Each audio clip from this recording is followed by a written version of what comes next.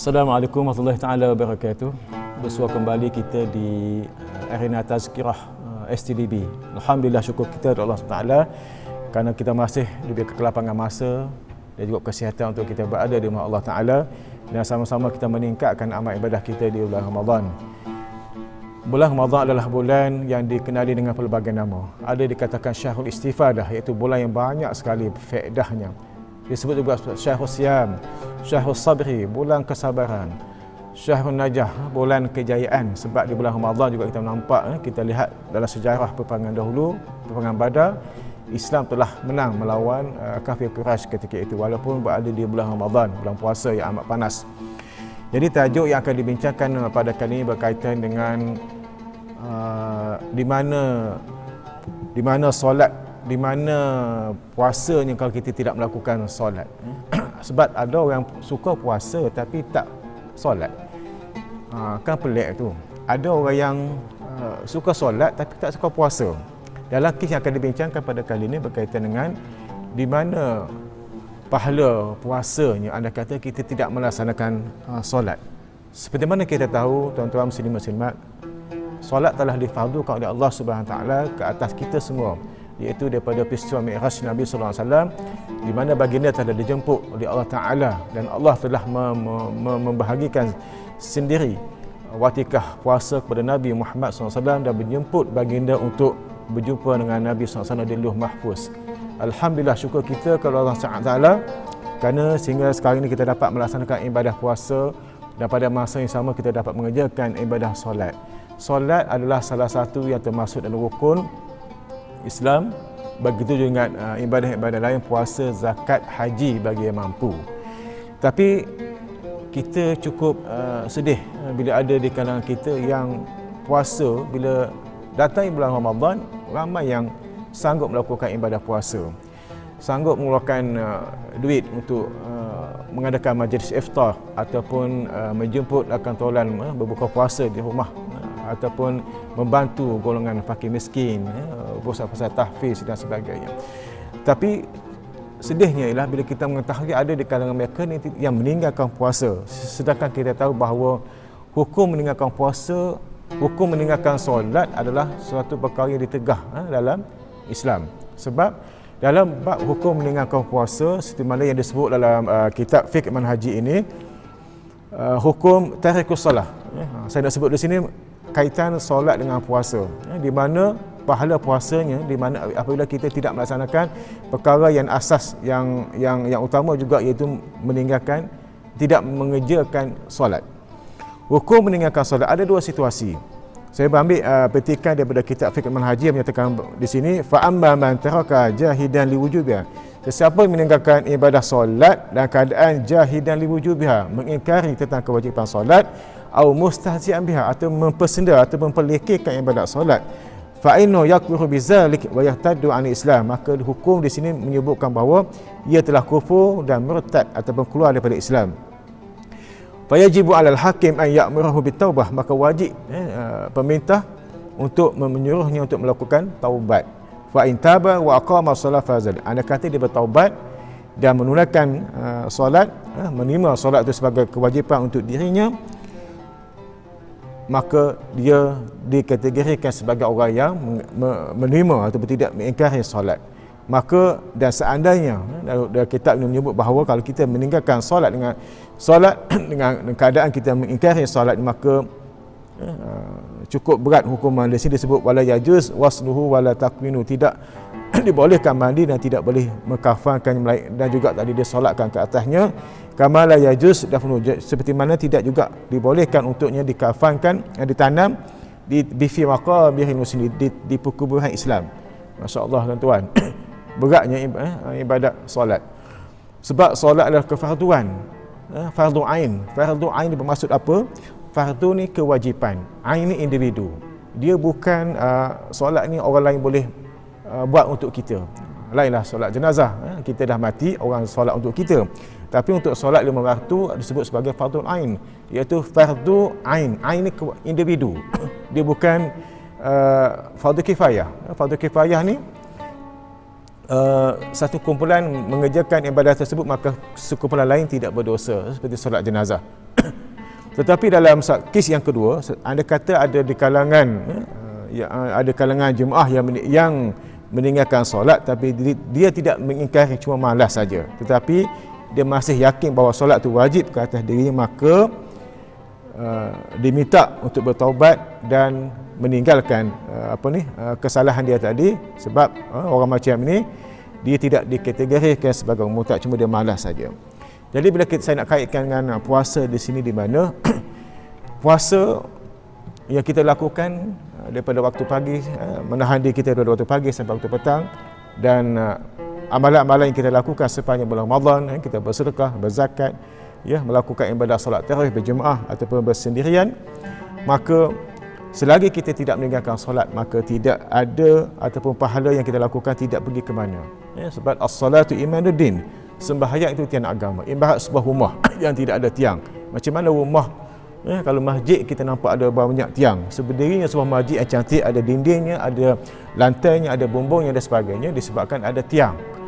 Solat, dalam bab ibadah solat, kita tidak kirakan solat sebagai tiang agama, maka apa saja amal ibadah yang kita lakukan, amal ibadah lain seperti berzakat, berderma, dan malahan mungkin di kalangan kita terkenal di tamat terkenal sebagai seorang dermawan, jutawan yang dermawan, tetapi sebab dia tidak solat, dibimbangi pahalanya tidak ke mana, dia tidak lekat di mana. Masya Allah tuan-tuan, sayang, cukup sekali sayang.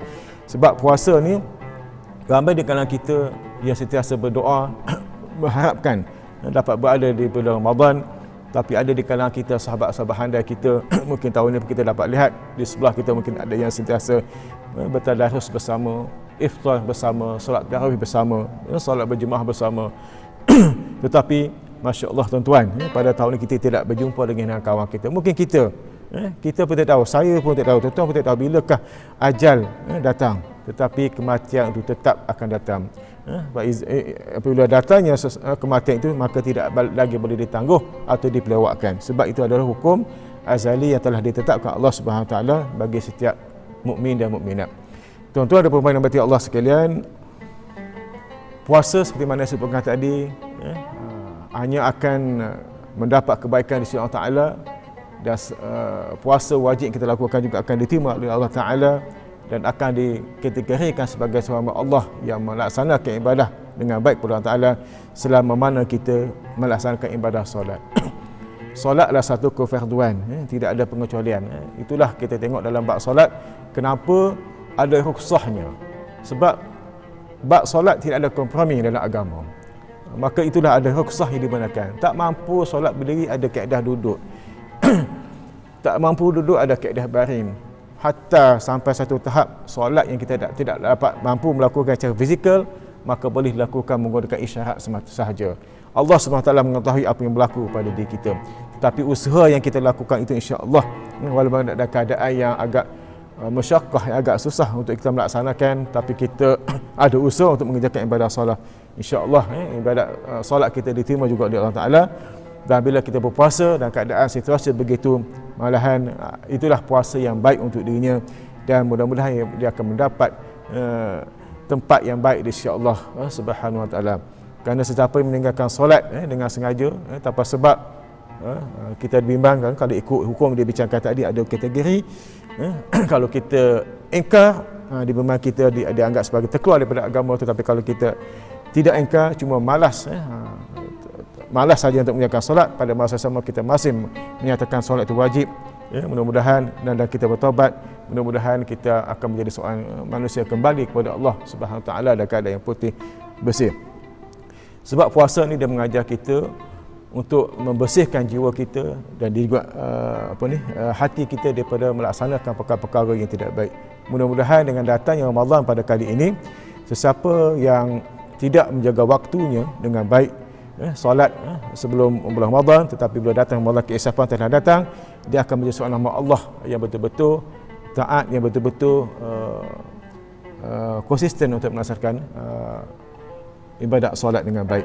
Sebab dalam satu hadis, saya ingin berkongsi tuan-tuan muslimin muslimat, ada satu kisah di mana hamba yang telah dibicarakan di hadapan Allah SWT daripada mahsyar, dan akhirnya dihumbang oleh Allah Ta'ala, walaupun Malaikat mengatakan hamba Allah ni banyak melakukan kebaikan, malahan hamba Allah juga melakukan ibadah puasa. Tapi Allah kata huwa finnar, dicampakkan dalam neraka. Maka malaikat kita tahu sifat malaikat ni, la ya'suna Allah amma amarhum wa yaf'aluna ma yu'marun. Malaikat ini melaksanakan apa yang Allah perintah dan tidak sesekali mengingkari apa yang diperintah oleh Allah Taala. Maka dicampakkanlah si hamba Allah Taala tadi. Dan sebelum sampai ke dasar, malaikat menarik balik atas perintah Allah Taala. Maka ditanya oleh hamba Allah Taala tadi, kenapa aku ditarik balik? Ya? Sedangkan aku ni, badan aku kalau ikut logiknya dah hancur, dah terbakar dan sebagainya. Allah mengatakan disebabkan kamu di atas muka bumi ni sengaja melewat-lewatkan sembahyang. Masya-Allah tuan-tuan. Kita sembahyang, betul lah, apatah lagi orang tak sembahyang, ni orang sembahyang tapi melewat-lewatkan sembahyang dah masa waktu, sengaja melewat-lewatkan sembahyang. Azan dah lama, imam kita dah azan lama dah. Subuh. Kan? Waktu yang paling susah ni subuh, Isyak. Kan? Dan orang yang puasa, orang yang solat tapi sengaja melewatkan tetap juga dihumban ke dalam neraka Allah SWT. Sebab Allah nak rasakan sikit kepada dia bagaimana bila Allah perintahkan sembahyang pada waktu ini, inna salata kanat lil mu'minina kitaban mawquta, seperti disebut Al-Quran, maka sembahyang ada waktu-waktunya, maka wajiblah kita menunaikan sembahyang pada waktunya. Tidak boleh sengaja melewat-lewat atau melengah-lengahkan waktu sembahyang. Jadi insya-Allah dengan datang Ramadan pada kali ini, kita berjanji untuk kita ikrar kepada Allah Ta'ala untuk tetap datang atau melaksanakan ibadah pada waktunya, tepat pada waktunya, subuh, zuhur, asar, maghrib dan isyak. Apatah lagi kita nampak sekarang keadaan situasi COVID-19, satu ujian yang Allah ingin nyatakan, yang Allah ingin paparkan kepada kita semua bahawa selama ini mungkin kita seorang yang tidak suka untuk datang ke masjid, maka Allah bagilah ruang dia untuk dia tidak berada di masjid dia seorang. Tetapi bila berada di rumah, tapi bila ada di rumah perasaan rindunya ada untuk datang ke masjid. Maka itulah kita nampak kasih sayang yang Allah Ta'ala. Sama juga orang kata, Ustaz, ada di kalangan kita ni buat jahat tapi umurnya panjang. Sebab apa? Sebab Allah rindu kepada hamba Allah itu, Allah rindu kepada taubat dan keisafan. Sebab Allah sayang, maka Allah panjangkan usianya. Jadi dalam bab puasa ini walau kita usia dah 70, ada 80, kita melaksanakan ibadah puasa walaupun dalam keadaan uzur, walaupun dibenarkan untuk ada rukhsahnya, tapi kita nak melaksanakan ibadah, tidak ada masalah, tidak ada halangan. Sebab kita tidak tahu mungkin akan datang kita tidak akan berjumpa lagi Ramadan. Mudah-mudahan dengan usaha yang kita lakukan itu akan mendapat penilaian kualiti yang baik di sisi Allah Subhanahu Wa Taala. Jadi saya ingat setakat ini saja perbincangan kita atau pengisian tazkirah berkaitan dengan solat versus puasa. Jadi tanpa solat puasa tidak ke mana, tapi dengan puasa dan ada solat, insya-Allah kita akan mendapat atau menjadi hamba Allah yang memiliki jati diri Islam, yang diterima oleh Allah Ta'ala segala amal ibadah kita. Dan mudah-mudahan tuan-tuan muslim-muslimat mendapat pengampunan Allah SWT dan kita selepas Ramadan kita semua akan menjadi bersih seperti mana bayi yang baru lahir daripada ibunya. Jadi saya sudahi dengan kalimah mulia wabillahi taufiq wal hidayah. Assalamualaikum warahmatullahi taala wabarakatuh.